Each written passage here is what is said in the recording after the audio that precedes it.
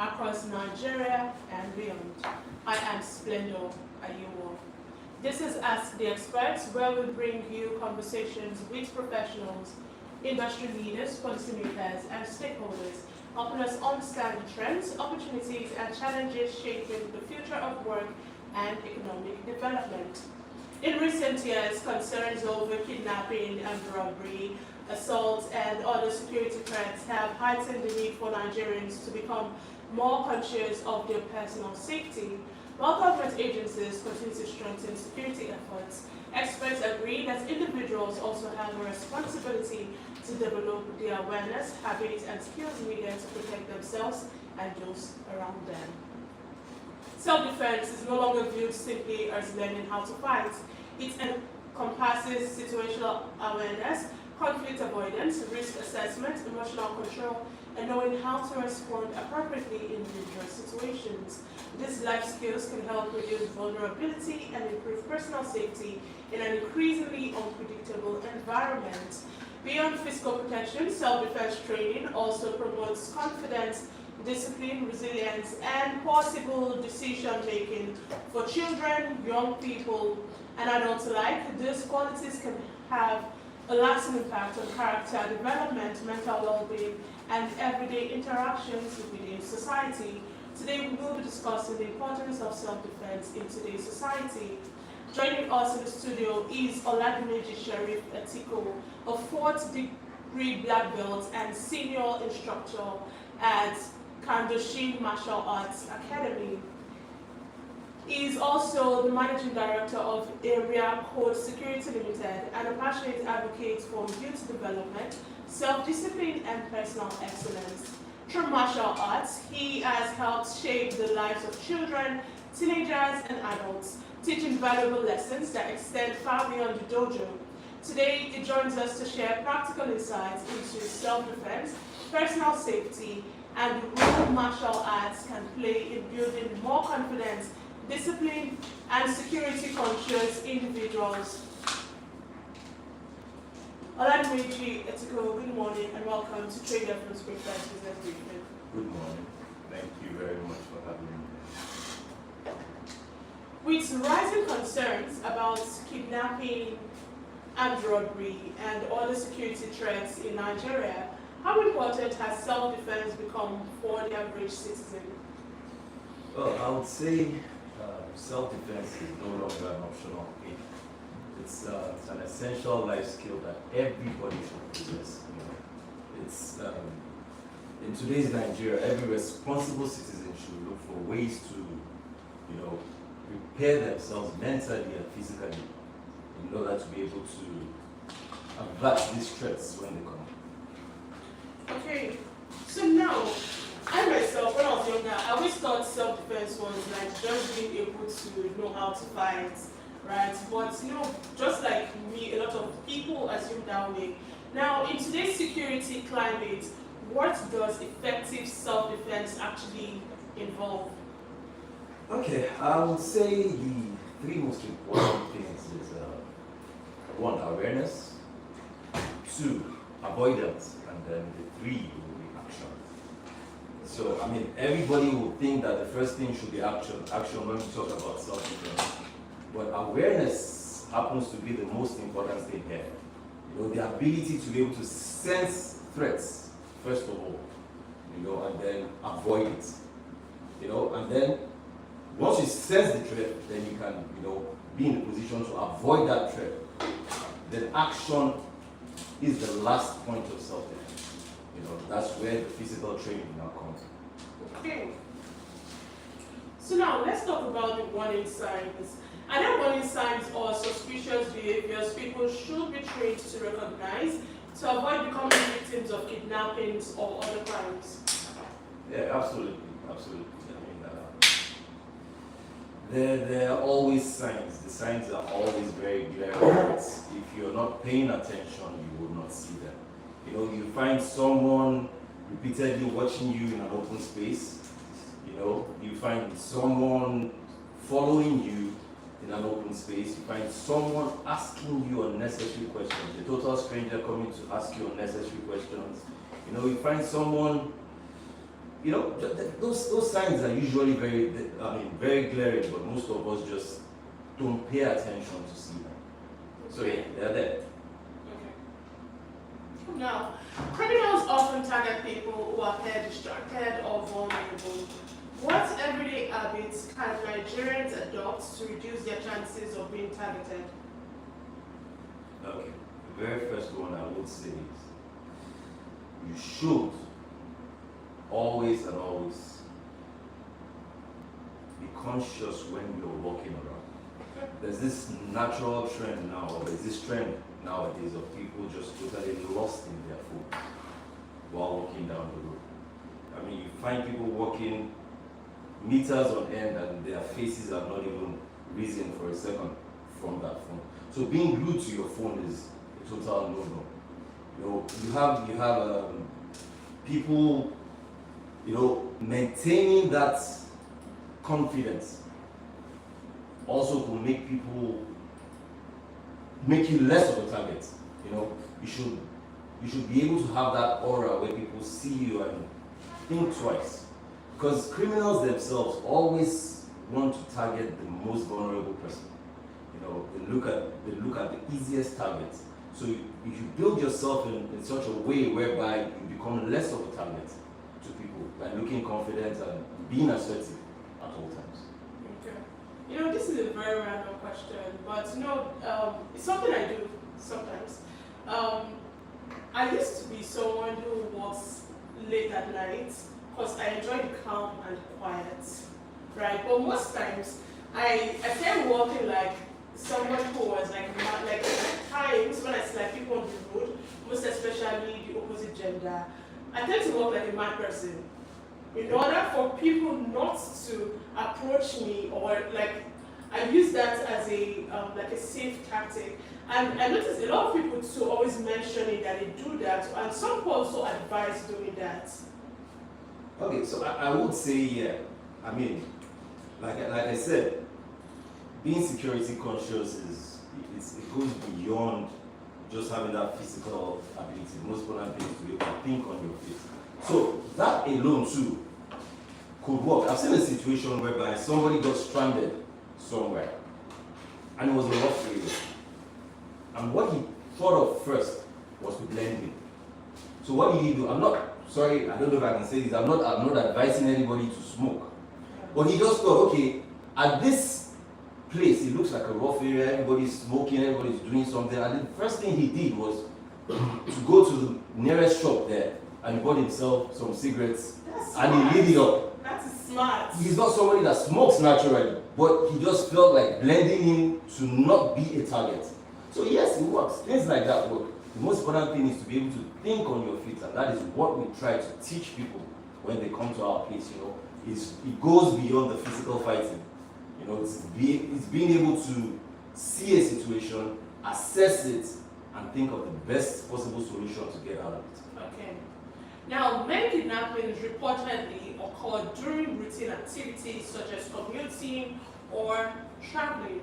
What personal safety precautions should people take before, during, and after the journeys? I would say the very first and most important thing is tell family members where you're going. Let somebody be aware of where you're going. Let them know your routes. Let them know, the whole itinerary of where you're going. And then I would say security is always more about being proactive. So you should also know what your route is, know the safe spots where you can, you know, if you need to rest, if you need to buy something, know the safe spots along that route, and things like that. So prepare ahead. But while you're also going, you should also be alert, you know. You should look in the mirror from time to time. This car has been following me for over 20 minutes. That's a warning sign. Look for the nearest checkpoint, stop. Look for the nearest filling station, a crowded area, stop. You know, and observe, is that car going to stop right behind you too? Or is it going to keep going? You know, so those are the little things people overlook. But I mean, make sure you do not stop in isolated areas. You know, always make sure that if you have to make a stop, it's somewhere where there are people around. And then most importantly, keep your cars locked.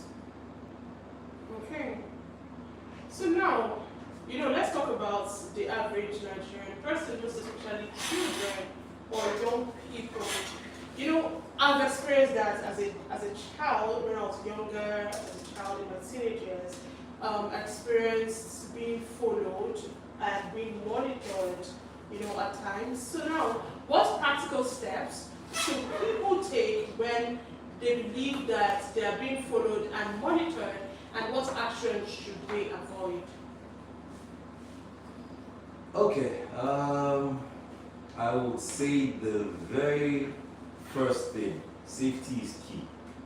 Your survival should be the first thing, that you think of.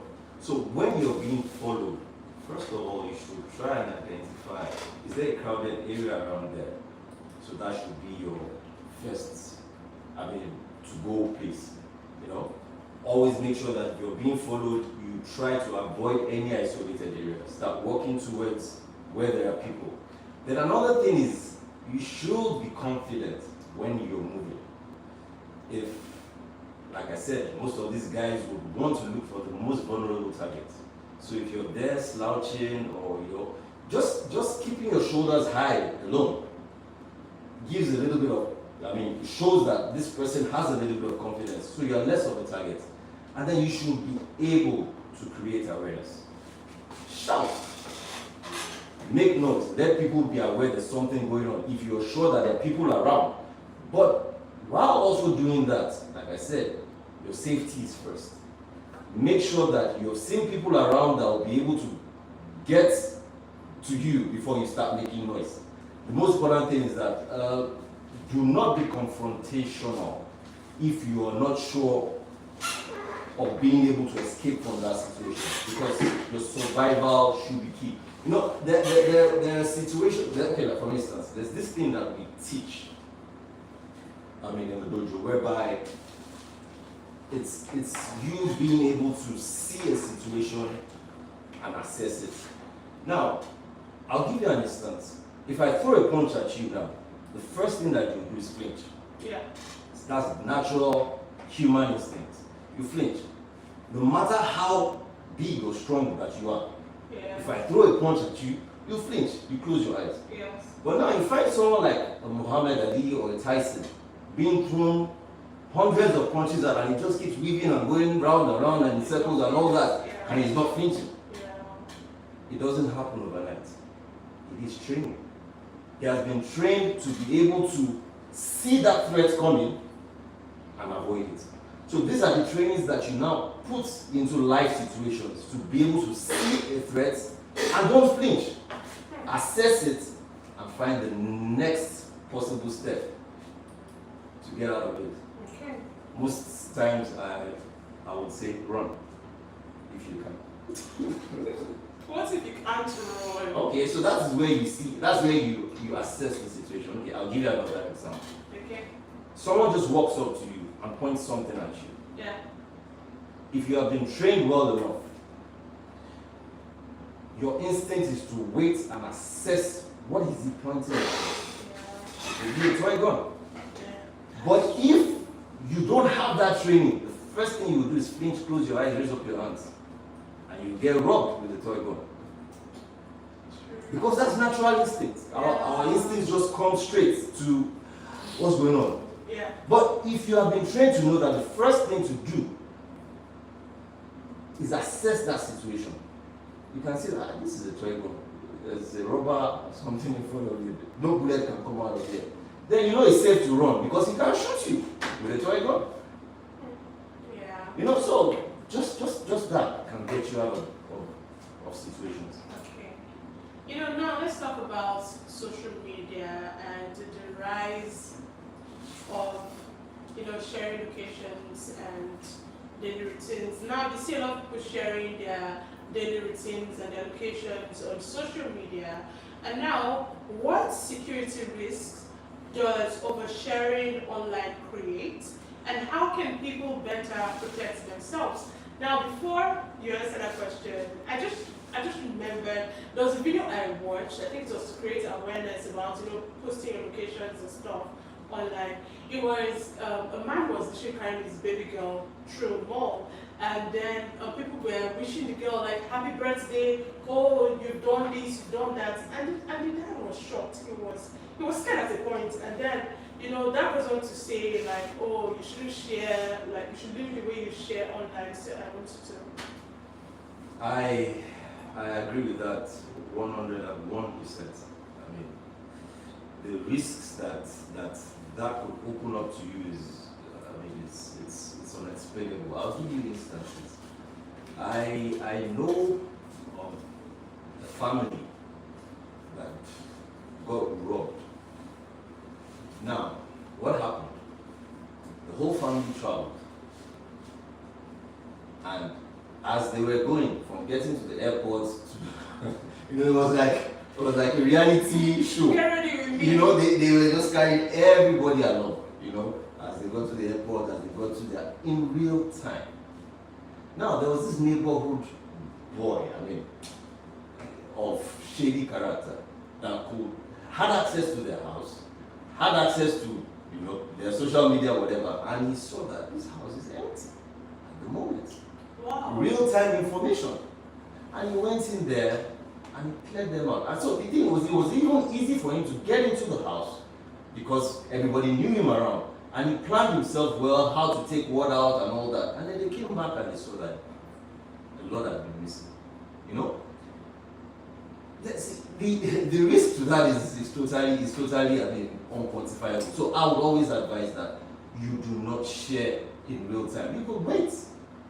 When you're gone, you're back, then you start sharing. But do not absolutely share your locations in real time because it's like you're sharing your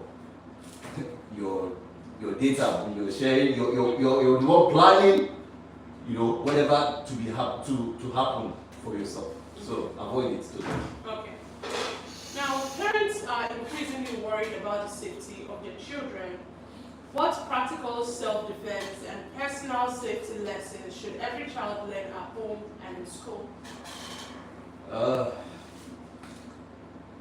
Before the act of fighting, so the very basic thing is you should learn that awareness skill. You know, to be able to identify threats when you see it. Because, for instance, at the dojo, the most important skill we teach the children is, we tell them one thing, that is, the greatest fight that you'll ever be in is that one you were able to avoid. You know? So, when you can avoid a fight, avoid it by all means. That act of the physical combat is the last resort. So they should learn that awareness skill to be able to identify, okay, this thing is escalating into a threat. What's the next thing to do? Avoid it. Get out of that situation. You know? Then we teach them that de-escalation, you know, skill. You see something being escalated. You know, there's certain things that could happen now. I'm with you and something happens and you start to raise your voice. Just by reducing my voice. You want to hear what I'm saying?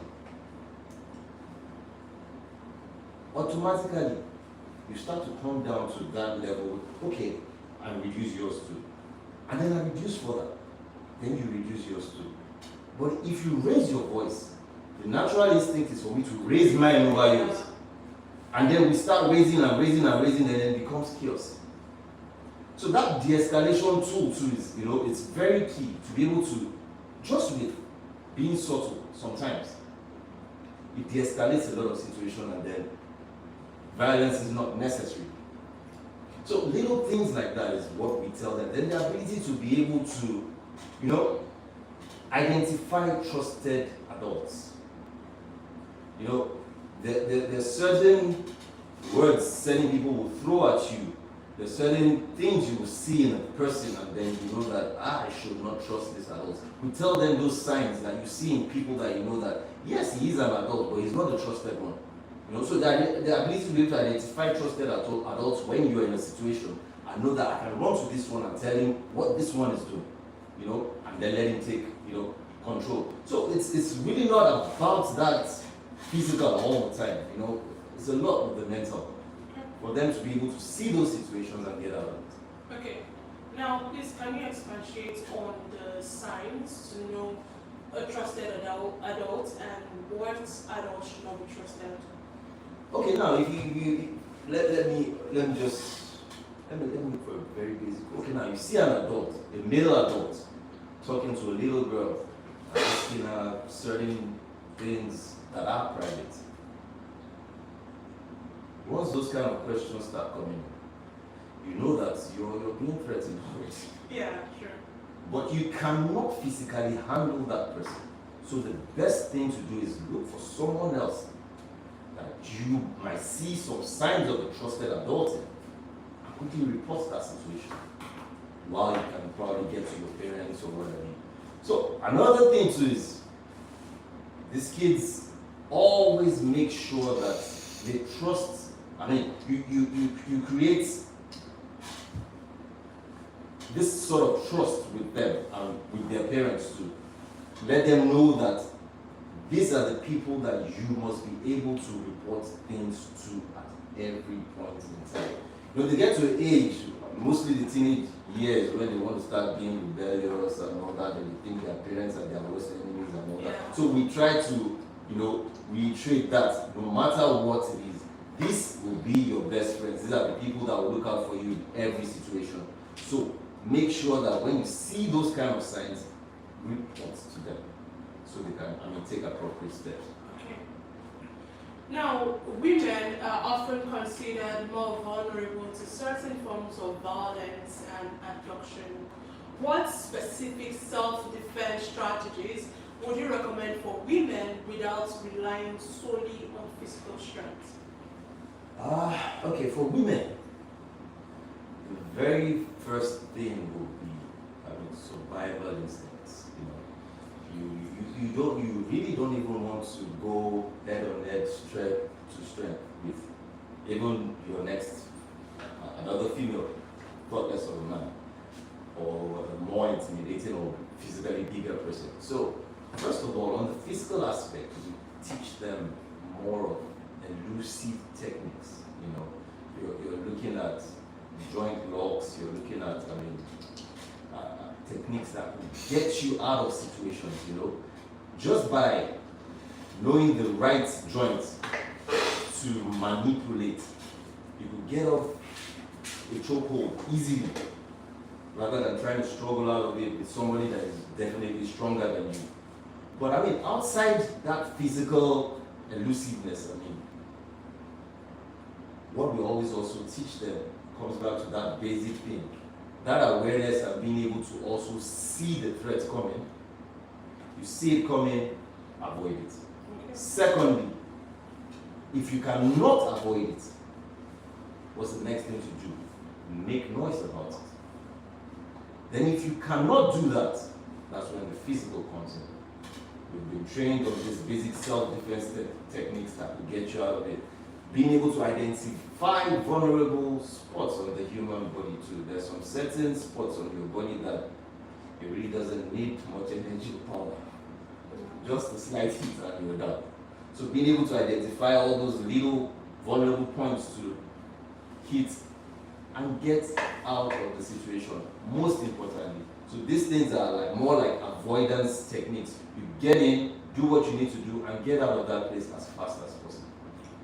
And then you could also use things like pepper spray, tasers, carry them along with you if you're going in places that you think might be of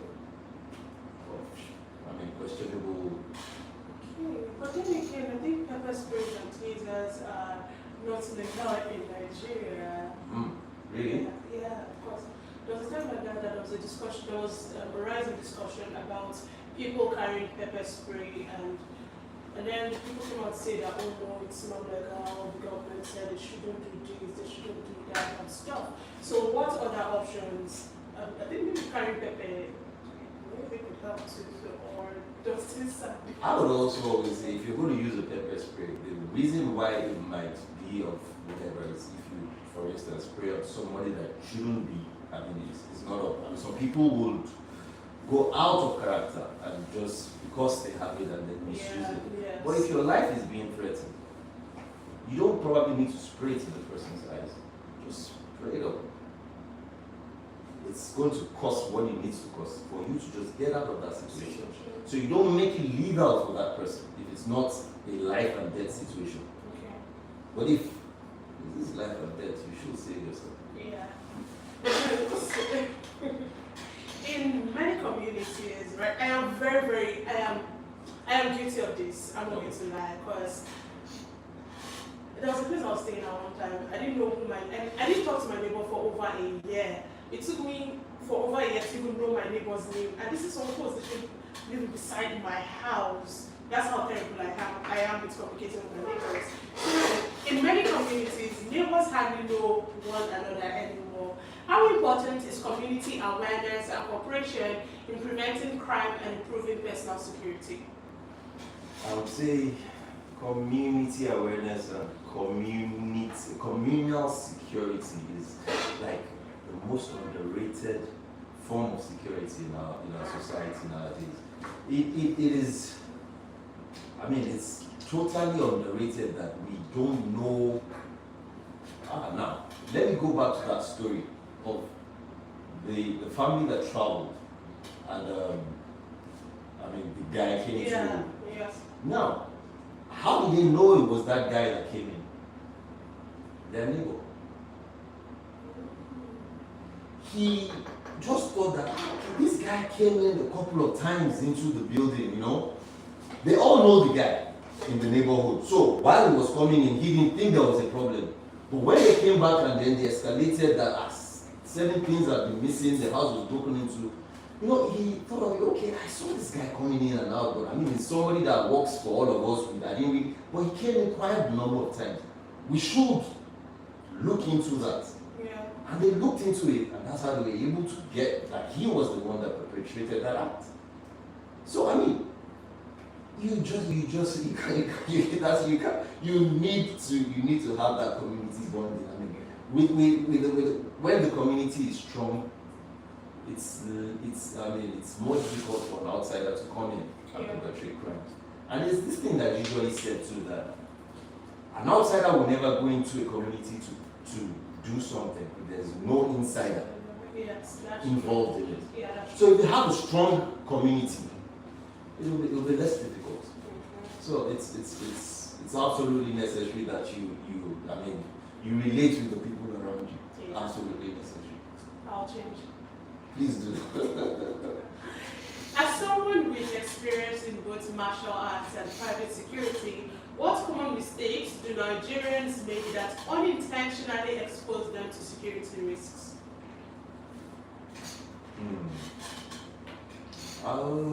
There are so many. I would say, for instance, oversharing. Okay. I've seen a situation where somebody is in a cab and is talking carelessly about dollars and pounds and this and that and that and that and that. Okay? The cab drops him at home. 2 days later, they were robbed at gunpoint. Wow. Now, when they came in, the first thing they were asking for was, where's the dollar? Where's the... And the silly man really didn't even have any dollars. It was just making unnecessary. Wow. Nigerian men. You know, so they kept asking, where's the dollar? Where's the pound? Where's the dollar? Where's the pound? You know, but it was much later from questioning and all that, he was able to think back, but why were they so persistent about dollar? And I mean, you know, then he got back to his conversation with the cab. So that's how they were able to start making traces, you know, to try and get the cab and all that. So we share a lot of information about ourselves carelessly that makes us vulnerable and makes us targets. So that, I think, would be the most important thing that I would advise everybody to be careful about. You know. Okay. There are many self-proclaimed self-defense instructors today. What should people look for before enrolling in a self-defense or martial arts program? I would say you should look beyond all those titles and very flashy looking names and what have you. The most important thing is try and verify the instructor. I mean, is it verifiable? Look at the setting of the place. Is safety paramount to them there, And then most importantly, what they teach is it practical. That is, one very key thing about, you should be able to translate or transmute your physical training into your everyday life. Now, if that practicality is not there, then I would say it's questionable. For instance, my style of martial arts, or the style of martial arts that I started with, is called Kangoshin. If you're going to translate it, basically it's the way of reality, the way of truth. If you're going to use those words in Japanese directly, but in the full essence, the founder of Kangoshin would translate it as a freestyle karate system. So when you talk about something being a freestyle, it's you being able to adopt that thing into the practical reality now, and not being stuck on a particular trajectory, like it should be done this way, and that's the way it's done. This way, is it really practical or not? So that ability to be able to translate those things into practical reality, if it exists in that place, then by all means, you should be able to work with that. Okay. So now, out of curiosity, do you think self-defense and personal safety education should become part of the curriculum in Nigerian schools? Absolutely. It should, because at the end of the day, safety is paramount. It only takes somebody that is safe to be able to actually go through a school and finish and then, start life. So, and these skills are things that will transcend even the school walls. When you're done with your school, you should be able to put it into daily life. So, it should be taught in every school, in every hook and cranny of the country. It's something that should be embedded in our culture, because at the end of the day, it only takes a safe person to be able to become something great in life. Okay. Now, in the event of a suspected kidnapping attempt or violent attack, what should a person's immediate priorities to improve their chances of staying safe while avoiding unnecessary risks? And how can people balance being vigilant about security without living in constant fear or anxiety? Okay. The very first thing that should come to mind in situations like that is survival. Put your ego aside. Forget whatever it is you have on you, whatever property it is, put that aside. So the very first thing is, how do I survive this situation? Now, all those things that you probably learned in your safety classes, in your self-defense classes, all those things start to come to play. Now, somebody has come, or you have a threat in front of you. Now, that analogy of not flinching, being able to stay aware and assess that situation. Okay, keep my eyes open and not flinching. Now, this situation, somebody's pointing something at me. Is it a knife? Okay, if it's a knife, he probably doesn't want to throw that knife, because now if he throws it and misses, then we're on level ground. Yeah. So he needs to get close to me to attack me with that knife. So the first thing I want to do is keep distance. I will never let you get close to me. Now, is it a gun? Okay. I've been able to keep my eyes open and I see that it is a gun. Now, throw my ego aside, throw whatever properties I have on me aside, and I start to probably try to negotiate, try to even listen. What does he want? Is it just what I am carrying? By all means, take. You don't get into a fight. You don't get. They say you don't get into the gun battle with the knife. You know. So, but where that awareness comes in is the ability to actually look at it. He's holding the gun. Is his hand on the trigger? Is the safety lock on? If the safety lock is on, it's going to take him some time to put the safety lock, put his hand on, run before he's able to do that. But if you do not have that calmness to look and observe, he ends up being chaotic, you know, and then that's where the miracle happens, or not. Yeah. So how can people balance being vigilant about security without living in constant fear and anxiety? You see, the thing about people who misconstrue certain things. I mean, being vigilant is not fear. Being vigilant is just being prepared. You know, for instance, if there's a driver driving on an express of, let's say, 20 kilometers, he'll probably look in his rear mirror, God knows, 200 times. Is that out of fear? No, it's just safety.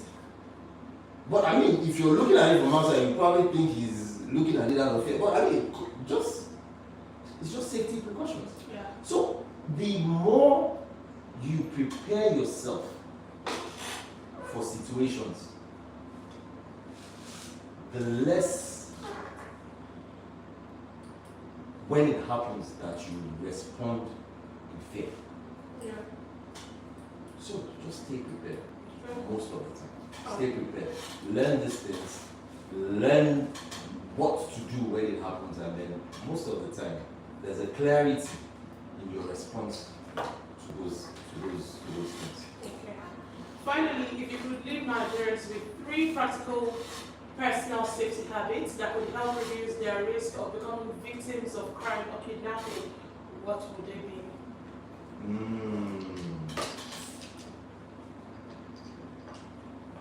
I would say stay aware. Okay. Stay unpredictable. What would be the third one? I would say stay connected. Stay aware by being able to identify threats when you see them, know what to do. Stay unpredictable. Don't let people know your routine at all times. If you take walks, alter your walk routine from time to time. Yeah. If you go to work driving, sometimes take different routes once in a while. Okay. Just stay unpredictable one way or the other. Okay. And then stay connected, which comes back to your neighbors. Yeah. Always stay connected, because sometimes they just might be the ones that will save you. Olabide Sherry Petiko, thank you for joining us and for sharing your valuable insights on the importance of self-defense in today's society. Thank you very much for having me on. Today's conversation has highlighted that self-defense extends far beyond physical combat. It is about developing the right mindset, staying alert to potential dangers, making informed decisions under pressure, and adopting practical safety habits that can help prevent dangerous situations before they occur. We also explore the importance of responsible martial arts training, community awareness, online safety, and equipping children and families with essential personal safety skills. As security, building a culture of preparedness, vigilance, and personal responsibility remains an important complement to broader efforts aimed at improving public safety. Promoting self-defense education, security awareness, and responsible citizenship can contribute to creating safer homes, schools, workplaces, and communities across the country. If you're just joining us, you can catch highlights and be part of this conversation on our social media platforms. We are Trade FM live across all platforms, and that's Facebook, X, Twitter, Instagram, TikTok, and our YouTube channel. And with that,